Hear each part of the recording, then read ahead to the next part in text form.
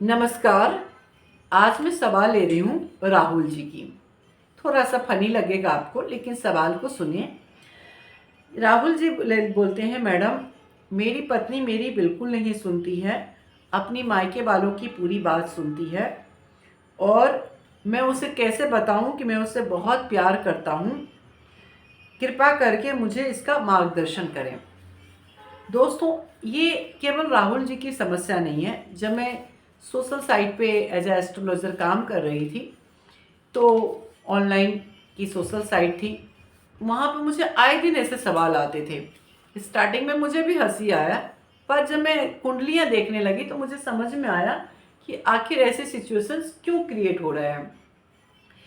तो जैसा कि राहुल जी की कुंडली में देख रही हूँ, राहुल जी आपकी कुंडली में जब भी हमें शादी का घर देखना है, ससुराल का पक्ष जो है वो 8th हाउस बताता है। तो राहुल जी की कुंडली में जो 8th हाउस में बैठा है, वहाँ पे मंगल और बुध बैठा है। तो मंगल बुध की युति जो है थोड़ा सा झगड़ालू प्रवृत्ति बनाता है, वैचारिक मतभेद बनाता है। तो जो उनके आपके जो ससुराल वाले हैं, उनका जो नेचर है वो तिल का तार बनाने वाला, जो तिल का पहाड़, जो राई का पहाड़ बोलते हैं या तिल का तार बोलते हैं, वो बनाने की प्रवृत्ति है। तो आपको क्या करना चाहिए? और साथ में ये देखा जा रहा है कि आपकी वाइफ का जो नेचर है वो बहुत भावुक प्रवृत्ति की है, क्योंकि चंद्रमा उसका भावुकता के क्षेत्र में जा रहा है। तो आपकी जो वाइफ है वो बुद्धि से काम नहीं करेगी, वो भावना से काम करेगी, क्योंकि उसका नेचर इमोशनल है। इमोशनल नेचर वाले लोगों को थोड़ा सा समझाना कठिन हो जाता है, क्योंकि वो हर चीज़ को इमोशन से जोड़ते हैं। उनमें इंटेलेक्चुअल लेवल की कमी होती है, वो हर चीज़ को भावना से समझते हैं। क्योंकि आपकी वाइफ अपने मायके में इतने सालों से रहकर आई है, तो उसको अपने भाई बहनों, अपने माता पिता के नेचर, उन सब से वो वाकिफ़ है, उस पर विश्वास है। आपके घर में अभी आई है, तो ऐसे सिचुएशन में अब आपकी जो ससुराल का जो नेचर है वो राई का पहाड़ बनाने का है, और आप उसे पसंद करते नहीं, क्योंकि वो युति ही नहीं बन रही है। तो आपको क्या करना चाहिए? अपने ससुराल में कम से कम मूवमेंट करना चाहिए। पहली चीज़ तो कम से कम आपको आपके ससुराल में जाना चाहिए। जितना आप जाओगे उतना ज़्यादा प्रॉब्लम क्रिएट होगा, तो आप कम से कम जाएं। सेकेंड चीज़, अपनी वाइफ के सामने अपने ससुराल की बुराई ना करें, क्योंकि वो भावनाओं पे ले लेगी, फिर आपको मनाने में बहुत समय लगेगा। तीसरी बात, अब क्योंकि भावना की है, भावनात्मक है आपकी पत्नी, तो उसको भावनात्मक तरीके से ही आपको समझाने की ज़रूरत होगी। ऐसे समझाओगे तो वो नहीं समझेगी।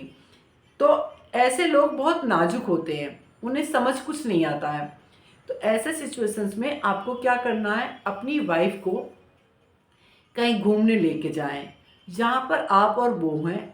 आपको अपने फीलिंग को बताने का पूरा मौका मिले, अपनी दिल की बातों को उन्हें जाहिर करने का तरीका दें, और उनसे पूछें कि आप में उनको कौन कौन सी अच्छी बातें लगी, क्योंकि जब वो आपकी बातों को, आपके गुणों को अपने मुंह से बोलेंगी, तब उन्हें रियलाइज़ होगा कि आपके अंदर में ये गुण है जिससे वो कनेक्टेड है। जनरली क्या करता है पार्टनर, वो पार्टनर अपोजिट पार्टनर की गुणों को बोलता रहता है, वो कभी अपने अपोजिट पार्टनर से अपने गुणों के बारे में नहीं पूछता। उल्टा होना चाहिए। यहाँ पर आपको पूछना है कि आपकी पत्नी को आपके अंदर में कौन कौन सा गुण अच्छा लगता है। जब वो बताएगी, गुण आपको गुण पूछना है, तो जब वो गुणों को बताएगी तो आपको समझ में आएगा कि कौन कौन सी बातें वो आप में ऑब्जर्व करे, और उसे भी रियलाइज होगा कि किन किन गुणों के कारण वो आपसे कनेक्टेड है। गुणों को पूछने के बाद फिर उनसे ऐसे भी पूछ सकते हो कि आपकी कौन सी बातें उन्हें पसंद नहीं है, क्योंकि इम्प्रूवमेंट भी आपको करना है रिलेशन में। तो वो जब गुणों को बताने लगेंगी तो थोड़ा सा फ्लेक्सिबल हो जाएगी आपके रिलेशनशिप में, तो वो आपकी बुराइयों को भी ओपनली बता देगी। जब उस बुराइयों को बताए तो उस बुराई को आपको नोट करना है। फिर उनसे आप पूछना कि ऐसी कौन सी बात है कि जो मैं अपने अंदर लेकर आऊँ तो मेरी ये बुराई कम हो जाए। आप सारा सवाल जवाब उन्हीं पे डाल दो, जो वो बोले। तो उनसे पूछोगे कि मेरे अंदर कौन सी ऐसी बात है जिसे मैं अपने जीवन में लेकर आऊँ तो मेरी ये बुराई दूर हो जाए, तुम ही बताओ। तो वो फिर आपको बताएंगी। यदि आपको सूट करता है, आप उस नियम को पालन करो, एटलीस्ट उन्हें बोलने का मौका दो। क्योंकि जितने भावनात्मक लोग होते हैं, उन्हें सुनने सुनने वाला चाहिए, क्योंकि वो बोलना चाहते हैं, अपने आप को एक्सप्रेस करना चाहते हैं, उनको उनकी फीलिंग जो अंदर बैठी है उसको निकालना चाहते हैं। यदि इस तरीके से आप अप्लाई करोगे तो मेरे हिसाब से आपका रिलेशन बल्ले-बल्ले हो जाएगा, बहुत अच्छे रिश्ते बनेंगे।